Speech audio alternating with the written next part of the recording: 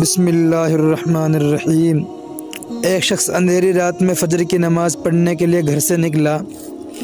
اندھیرے کی وجہ سے اسے ٹھوکر لگ گئی اور وہ منہ کے بل کیچڑ میں گر گیا۔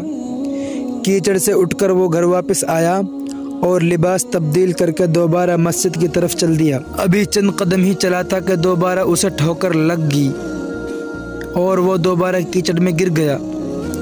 کیچڑ سے اٹھ کر وہ پھر دوبارہ اپنے گھر گیا، لباس بدلا اور مسجد جانے کے لیے دوبارہ گھر سے نکلا۔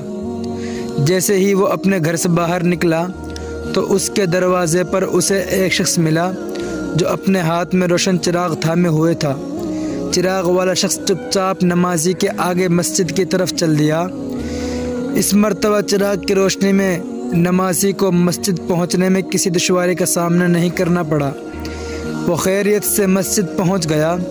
مسجد کے دروازے پر پہنچ کر چراغ والا شخص رک گیا۔ نمازی اسے چھوڑ کر مسجد میں داخل ہو گیا اور نماز ادا کرنے لگا۔ نماز سے فارغ ہو کر وہ مسجد کے باہر آیا تو وہ چراغ والا شخص اس کا انتظار کر رہا تھا تاکہ اس نمازی کو چراغ کی روشنی میں گھر چھوڑ آئے۔ جب نمازی گھر پہنچ گیا تو نمازی نے اجنبی شخص سے پوچھا، آپ کون ہیں؟ اجنبی بولا، سچ بتاؤں تو میں ابلیس ہوں۔ نمازی کی تو حیرت کی انتہا نہ رہی۔ اس اجنبی کی یہ بات سن کر نمازی سوچنے لگا، ابلیس شیطان کیسے مجھے مسجد تک چھوڑ سکتا ہے؟ اس کا کام تو لوگوں کو بہکانا ہے۔ تو اس شخص نے بڑی حیرت کے ساتھ ابلیس سے پوچھا، تجھے تو میری نماز رہ جانے پہ خوش ہونا چاہیے تھا، مگر تم تو چراغ کی روشنی میں مجھے مسجد تک چھوڑنے آئے۔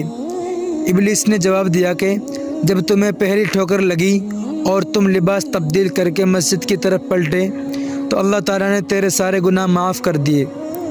جب تمہیں دوسری ٹھوکر لگی تو اللہ تعالیٰ نے تمہارے پورے خاندان کو بخش دیا، جس پر مجھے فکر ہوئی کہ اگر اب تمہیں ٹھوکر لگ گئی تو اللہ تعالیٰ کہیں تمہارے اس عمل کی بدولت تمہارے سارے گاؤں کی مغفرت نہ فرما دے، اس لیے میں چراغ لے کر آیا ہوں کہ تم بغیر گرے مسجد تک پہنچ جاؤ۔ اس شخص نے جیسے ہی یہ بات سنی تو اس نے اللہ تعالیٰ کی بارگاہ میں اپنا سر جھکا کر اللہ تعالیٰ کا شکریہ ادا کیا۔ تو دوستو، یہ ہے ہماری رب کی شان، سبحان اللہ۔